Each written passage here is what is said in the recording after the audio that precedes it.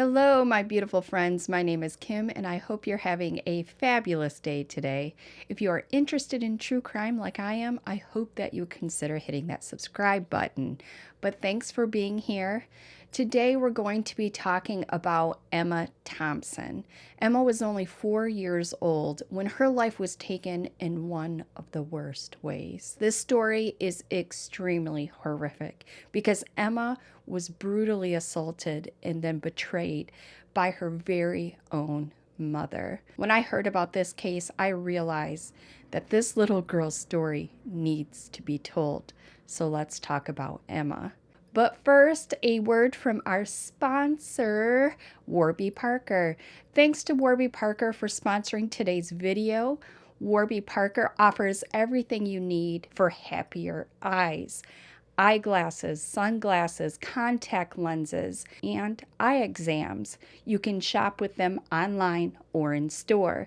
Glasses start at only $95, including prescription lenses, sunglasses, progressives, and blue light lens are also available. Have an iPhone X? Download the Warby Parker app where you can use their virtual try-on, allowing you to try on eyeglasses, seeing the realistic color, texture, and size for each style using just your phone. I love how easy it is to find the perfect pair of glasses online. By taking the Warby Parker quiz and ordering a try-on kit, they ship for free and there is no obligation to buy. You just answer a few questions online and Warby Parker will suggest some styles to fit your face and what you like. Order 5 pairs of glasses, try them on for 5 days. There is no obligation to buy. Again, ships for free and includes a prepaid return shipping label to try them on, and I just put them right back into my mailbox. No mess, no fuss. Take the quiz to find a pair that is perfect for you today. I wanted to try all the fits, wide, narrow, and medium. I just wasn't sure which ones best suited me. Here are my choices. Marin, which is a wide magnolia with polished gold. Simmons, which were a narrow carbon frame. Chamberlain, which is a medium crystal. Carnelia, medium soapstone. I like that I can slim down from a very long list of styles to just narrow it down to 5 because there are so many options. It can get a little bit overwhelming. Warby Parker will also give you suggestions of glasses based on your face. Try Warby Parker's free home try-on program. Order 5 pairs of glasses to try at home for free for 5 days. There's no obligation to buy. Ships free and includes a prepaid return shipping label. Try 5 pairs of glasses at home for free at warbyparker.com/flower. Thanks to Warby Parker for sponsoring today's video.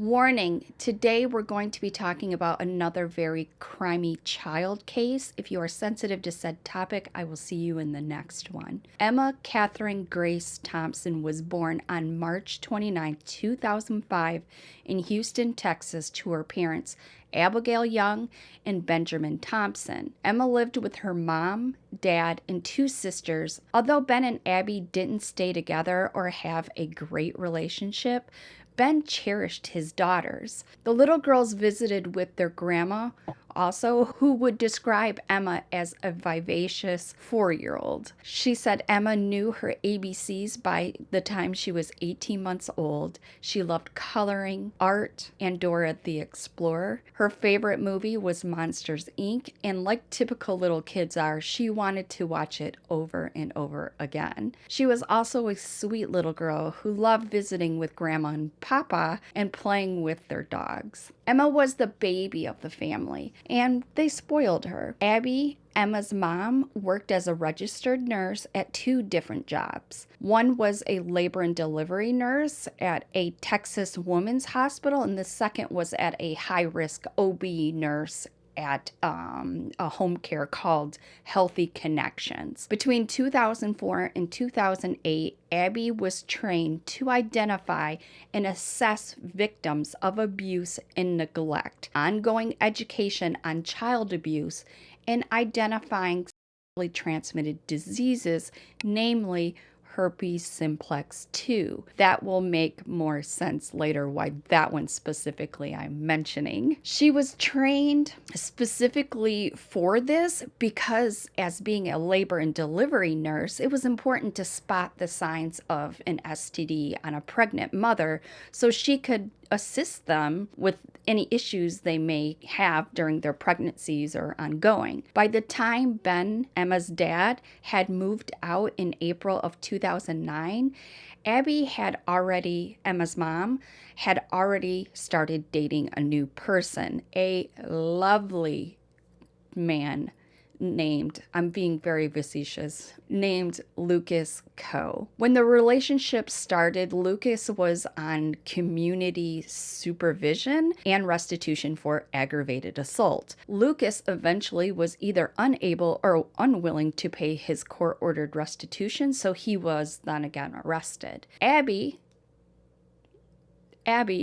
this woman, Abby paid half of his restitution, which amounted to $10,000 to get him out of jail. She also went with Lucas to many required court appearances, and she was aware that he'd been charged 2 times with serious bodily injury to a child. She met Lucas's family, including his mom, Donna Hamilton. Donna was appointed joint managing conservator by the courts to supervise visits between Lucas and his own biological daughter. Donna specifically explained this to Abby, that her son was never allowed to be alone with his daughter. Lucas's mother then appointed Abby as one of the individuals who could supervise visits between Lucas and his daughter. Abby downplayed his criminal history to her girls and their family. So let's talk about Lucas's criminal history, because he has a healthy one. In 2001, driving intoxicated, he got like 30 days in jail. 2002, aggravated assault caused serious bodily injury, a second-degree felony, sentenced to 6 years probation. 2003, failure to stop and give info, which was then later dismissed. 2004, criminal mischief, misdemeanor sentence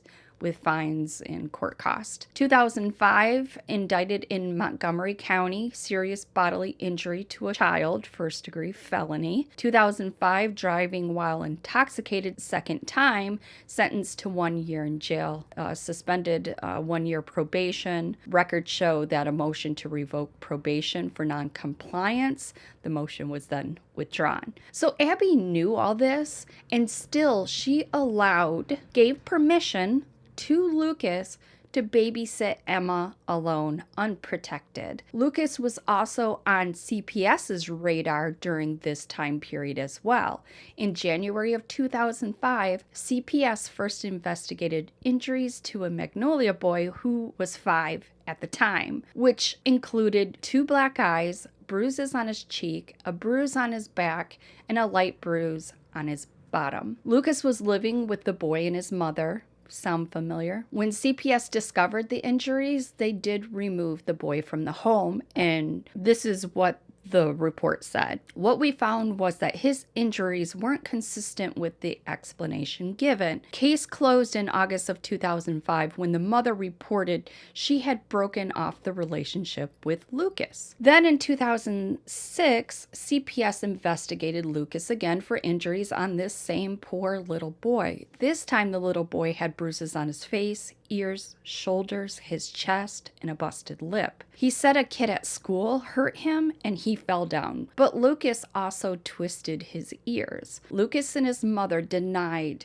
that he hurt the little boy. CPS concluded no abuse occurred. Case closed. Later, after Emma's case, a spokesperson from CPS, Gwen Carter, said maybe more follow-up should have been done. In March of 2007, CPS investigated Lucas for a complaint of physical and emotional abuse to the same boy who was now 7 years old. Again, he had more bruises. CPS discovered that the boy was living with Lucas along with a 2-year-old girl that Lucas fathered with the boy's mother. CPS took both kids and placed them with the grandparents. It took them 3 times over multiple years to finally get it right for this one child. Prior to April of 2009, Abby typically took Emma to the South Montgomery YMCA while she was working. It was her daycare. But starting around the second week in May, Abby had stopped taking Emma to the YMCA altogether. Instead, Lucas was allowed to babysit Emma and her other children. Let's think about that for a second. She knew his past with children, not allowed to be on his own, but she thinks it's a good idea for him to take her kids all day, all week, unsupervised. After Ben moved out of the family home, he and Abby agreed that he would keep all 3 children every other weekend. In his May 22nd visit, Ben says he did not notice anything unusual or wrong with Emma that weekend. That would not be true on June 5th. Then he noticed many things were wrong. He said Emma was covered in bruises. She had marks on her nose, lip, back, and stomach. When he asked the older daughters about the bruises, they just said that Emma had fallen down. The next day on June 6th, Emma whimpered when she was using the bathroom, so Ben called Abby to report a possible bladder infection. When Emma went to the bathroom on June 7th, he heard her scream. Although Ben asked Abby to take Emma to a doctor that night, she said she would take her the next morning, and Ben had no reason to doubt her judgment. She was a nurse and the little girl's mother, after all. He said after Emma's death that Abby admitted she may have let a bad person around their children. May have? Really? When Emma was taken to her pediatrician the next day, Dr. Singh said she was advised Emma was bruising easily, had pain with urination and a fever. The doctor noticed bruising around Emma's rib cage, and Abby very helpfully added that Emma had bumped into some furniture, fallen out of bed, and that she was just a clumsy child. Dr. Singh asked Emma if anyone was hurting her, and Emma said, "Luke held me tight." Abby said that Luke was a casual acquaintance who came to work on her garage and brought her his own daughter for Emma to play with. She did not ask Emma what she meant by that statement. She did not seem concerned that her daughter was in danger. She also did not tell the doctor she had a new live-in boyfriend who was now also Emma's babysitter. Dr. Singh said that had they known that would have set off all kinds of red flags. As it was, she made a referral to Child Protective Services just based on that information, the unexplained bruising alone. She did also notice a rash on Emma's index finger, the roof of her mouth, and her genital area that resembled herpes. So she took a swab and she sent it to the lab. Kimberly Clayton was the caseworker assigned by CPS to check in on Emma and evaluate the situation. She reached out on both June 9 and June 10th, leaving a card on Abby's doorstep both times. During trial, Abby's friend Melissa testified she got a frantic call from Abby describing how a caseworker had shown up at her house just as she was about to pull out of her driveway. She had Lucas and the 3 girls in the car, so she just drove off. Kimberly, the caseworker, and Abby had their meeting on June 11th, and everything went fine, according to Kimberly. Abby explained that it was just her and her 3 young daughters living in the home. She said she took Emma to the YMCA for daycare. She said she thought the bruising on Emma was just from her being clumsy. The caseworker noticed that Emma seemed shy and standoffish, but otherwise okay and healthy. They scheduled a second interview when the older girls would be home on June 17th. Before that meeting could happen, though, Emma's test results were in. On June 16th, Dr. Singh called CPS a second time to let them know that Emma had tested positive for herpes simplex 2, which is almost exclusively an STD. She recorded Emma had a forensic child abuse exam done. It was later learned that Abby did talk to one of the doctors she worked with about the fact that Emma tested positive for herpes simplex 2. He said he was horrified because he was very aware of this type of STD, and he wanted to make sure that Abby understood the ramifications. The doctor let her know she might want to have the test repeated, and if Emma was indeed positive for this, then she needed a forensic exam. The doctor didn't know that one had already been scheduled. Abby didn't tell him that. She also didn't tell him she had a live-in boyfriend with a lengthy criminal past who is not allowed to be with his own child, let alone other children. The forensic sexual assault exam on June 17th at the Texas Children's Hospital did not yield physical results. When they spoke with Emma to see if anyone was hurting her, it was in front of her mother, and Emma did not tell them anything. The doctor testified at trial that the injuries have happened 2 weeks earlier and would have healed by the time that she was there, leaving only the herpes and painful urination behind. They did interview Abby. Surely she would help, right? It's Emma's mother. Of course she wants to protect her daughter. Has Emma ever been exposed to any new people, they would ask her. Who lives in the home? Who are Emma's primary caregivers? Not once did Abby mention Lucas Coe. She told the doctors that she lived alone with her 3 daughters and that Emma was taken care of by her. No new people in her life. Nope, no, look away. Nothing to see here. After the exam, Abby reported back to Dr. Singh, Emma's pediatrician, that the herpes came from a wet swimsuit. She said that even though the doctors and nurses at the Texas Children's Hospital didn't say this, even though her boss let her know this is not how it is transmitted, even though according to the YMCA, they weren't giving Emma swimming lessons, it didn't matter. This was the story Abby told people. Later that same day, Abby and Ben, Emma's dad, met with the caseworker and all the 3 girls. All the 3 girls met with dad, mom, and the caseworker. Before the meeting, Abby told Ben not to mention Lucas. She told him that if he said anything, CPS would barge into their lives and never leave. Ben never liked Lucas, but he assumed that was normal considering that was the man dating his ex. Either way, he did not mention him.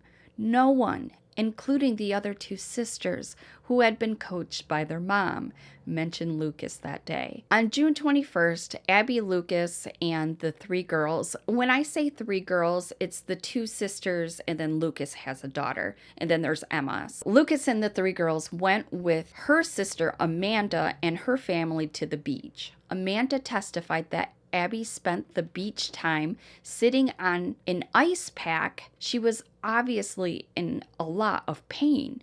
She said she had a bad urinary tract infection. During this time, although Emma seemed okay, she did have unexplained vomiting, which Abby dismissed.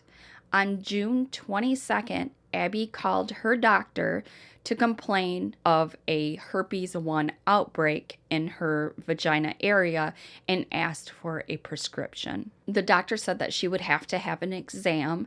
Abby said she wasn't going to drop her pants for him. The doctor insisted she have an exam before the prescription be given. She did eventually have an exam on June 25th, and ultimately she tested positive for herpes simplex 2. Later, Lucas Coe also tested positive for herpes simplex 2. Ben Thompson, the dad, never positive. Only Abby, Lucas, and Emma tested positive. No wonder she didn't want to go to the doctor. Christy Frazier, which is a neighbor of Abby and Emma, testified that on June 26th, she was working out in her yard when she saw her neighbors, Abby and Emma, walking out of their front door to the car. Abby called out to Christy, the neighbor, and when Christy, the neighbor, looked up to say hi, she saw Emma was wearing only panties. Abby turned and told Emma to go in and get some clothes on,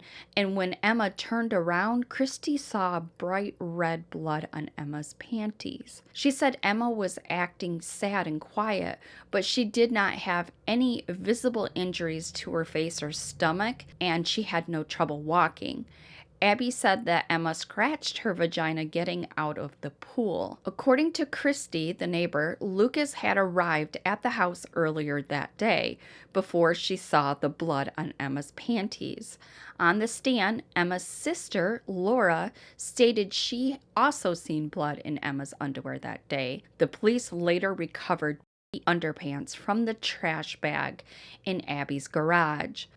Testified that the sister, the Friday night, Lucas and his daughter spent that night at the Young's house. The 3 young sisters and Lucas's daughter made pallets on the floor in the living room in front of the TV to have a sleepover. She said Emma was not complaining of pain in her private area, did not have a busted lip, and was not walking funny. At this time, Emma seemed okay to outward appearances. The next day would be dramatically different. On June 27th, Abby left all 3 girls alone with Lucas for most of the day, according to Emma's sister. She got donuts in the morning, ran errands and groceries in the afternoon, returning to the house between 1 and 3 p.m. The sister testified that in the morning she heard Emma fall in the kitchen and hit her head. There was a cut on her head that bled a lot.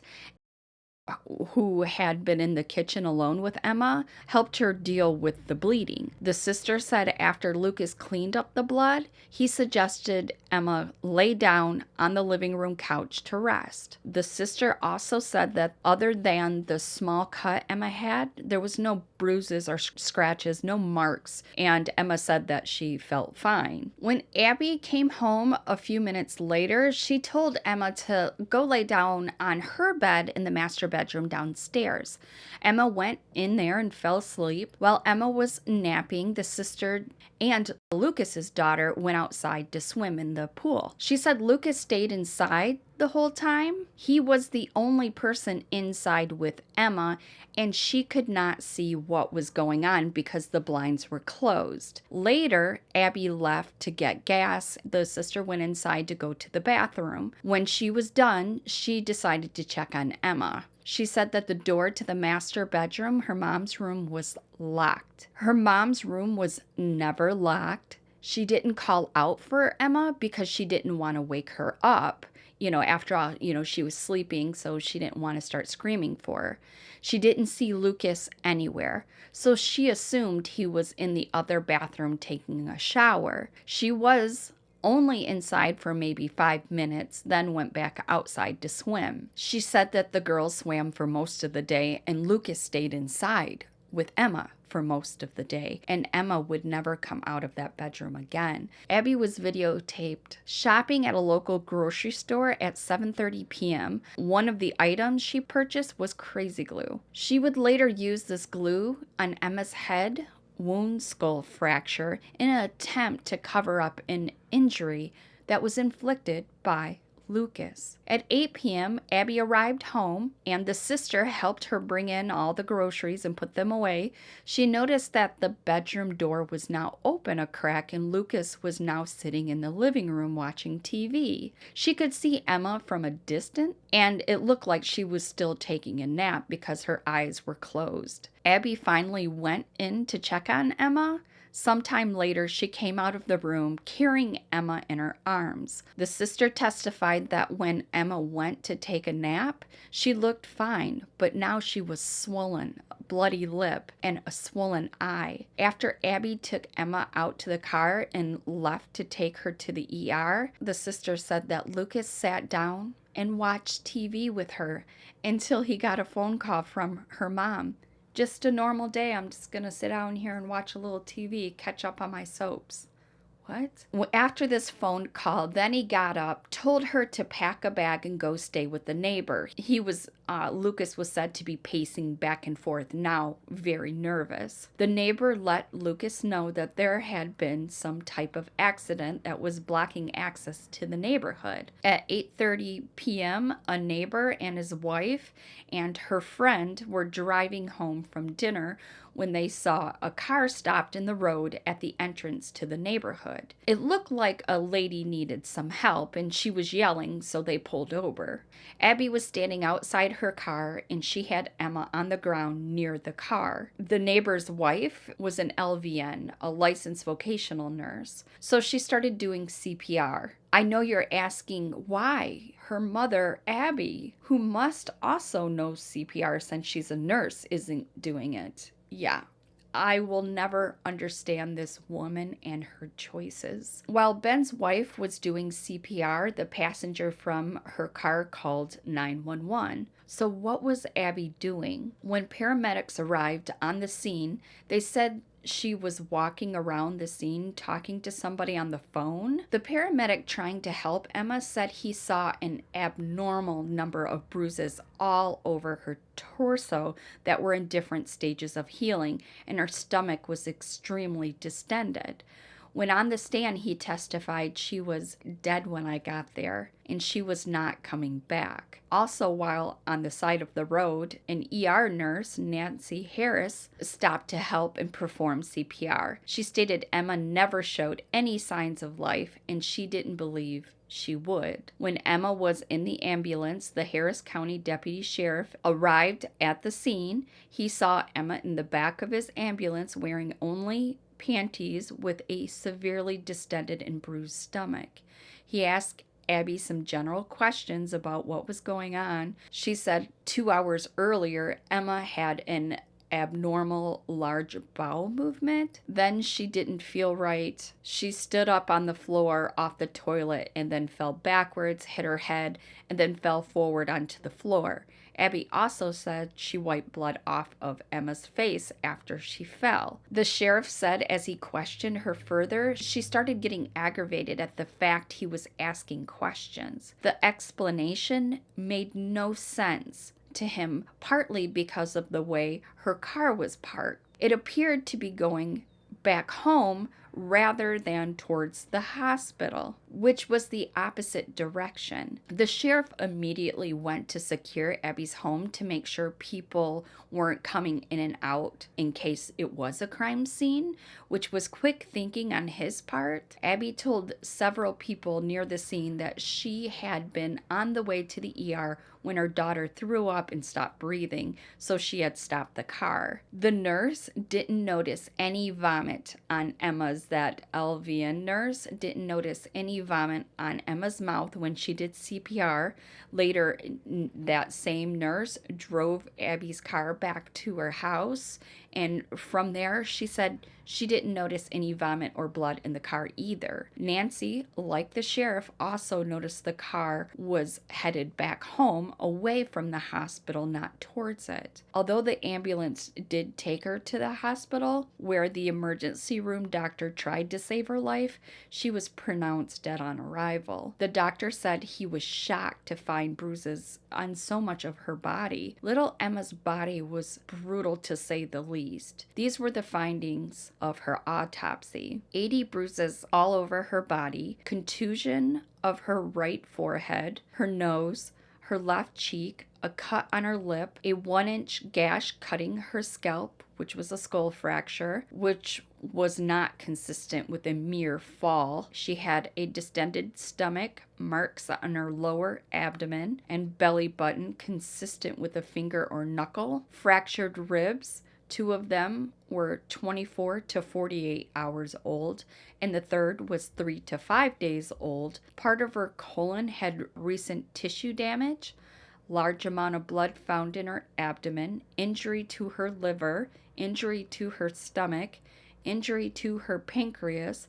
A large amount of blood in her peritoneal cavity was the cause of the distended abdomen. There was a 2.5 by 1.5 centimeter tear from her vagina to her anus. Her cause of death was blunt force trauma to the abdomen, resulting in blood loss and damage to the pancreas. Manner of death was clearly homicide. The medical examiner said it would take an incredible amount of force to create any single one of the internal injuries, let alone all of them.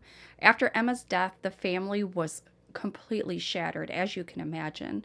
The police in their investigation knew about Emma's injuries and that she had been assaulted prior to her death and that she had contracted a STD. They were also aware of the CPS investigation that her pediatrician, Dr. Singh, had so correctly asked for. They knew that Emma had undergone a child forensic abuse examination. Her father, Ben, knew that CPS had been called about her abnormal bruising, but that was all they knew. The rest of the family, they didn't know anything. None of them knew about the herpes simplex 2 and that Emma had it and that it was a cause of concern from her doctor. They didn't know that Lucas had been investigated by CPS 3 times. They didn't know that prior to Emma's death, she had been SA'd. Her family didn't know how she had died. Some of them thought at first that maybe she had drowned. They wondered if maybe she got meningitis. They had no idea she had died a violent death. So a part of what happened during Emma's death is that because her pancreas was injured, it caused her to have a glucose or sugar level of 400.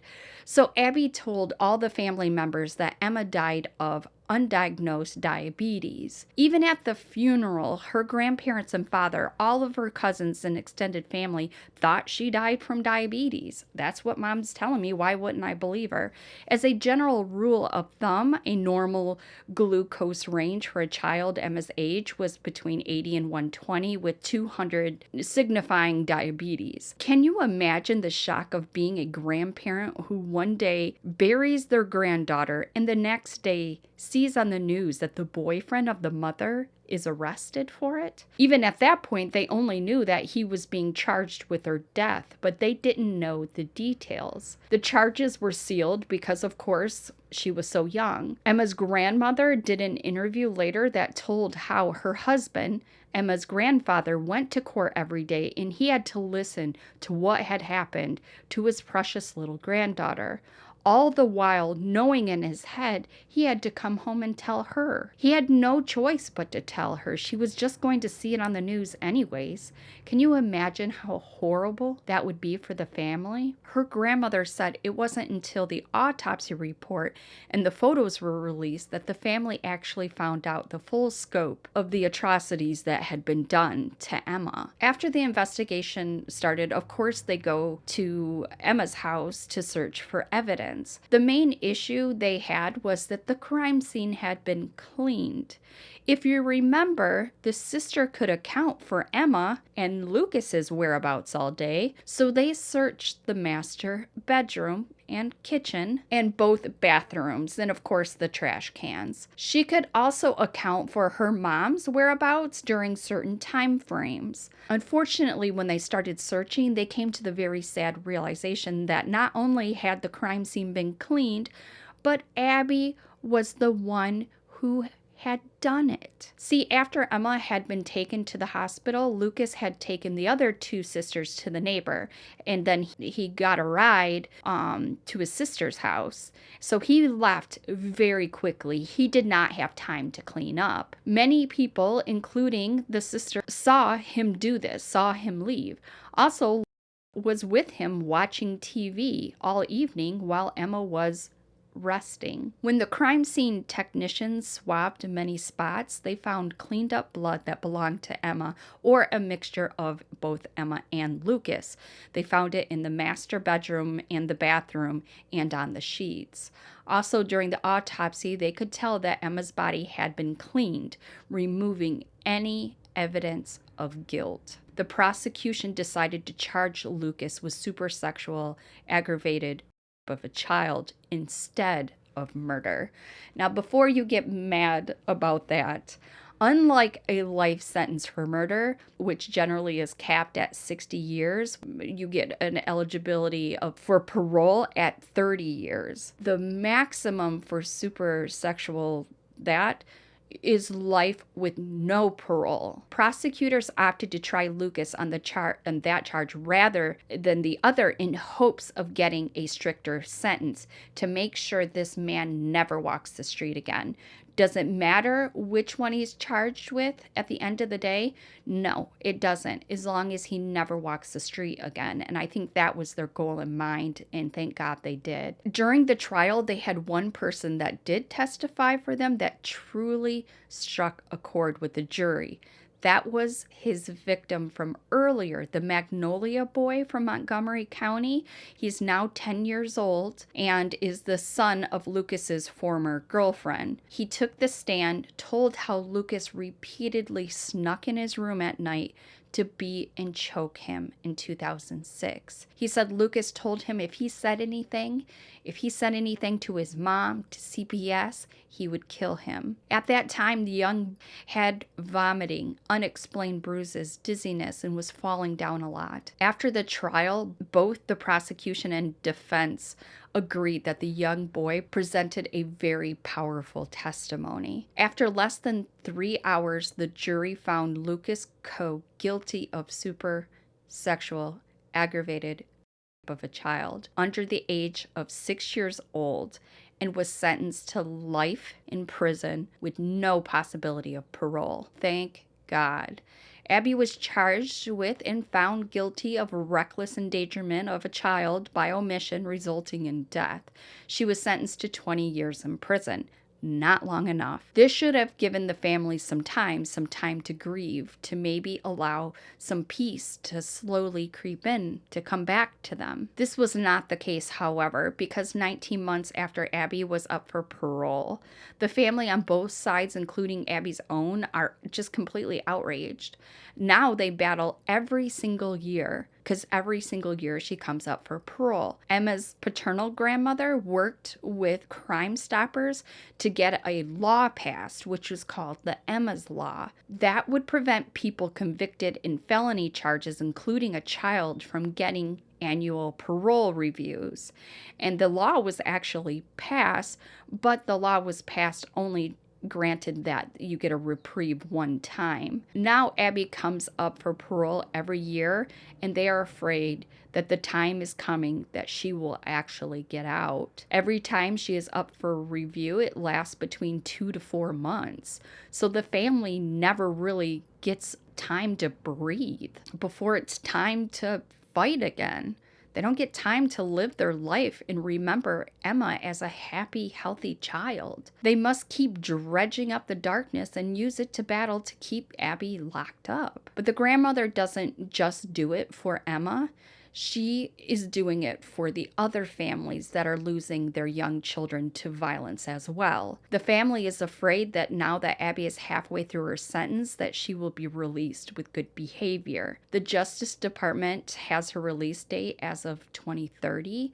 I'm going to attach some information on how to write to the parole board to stop Abigail Young from receiving early parole. Each of us, we can all make a difference and help this family sleep a little bit easier at night. I have to question though, I have to wonder what happened in Abby's life to serve her daughter up on a platter to her disgusting boyfriend, Lucas.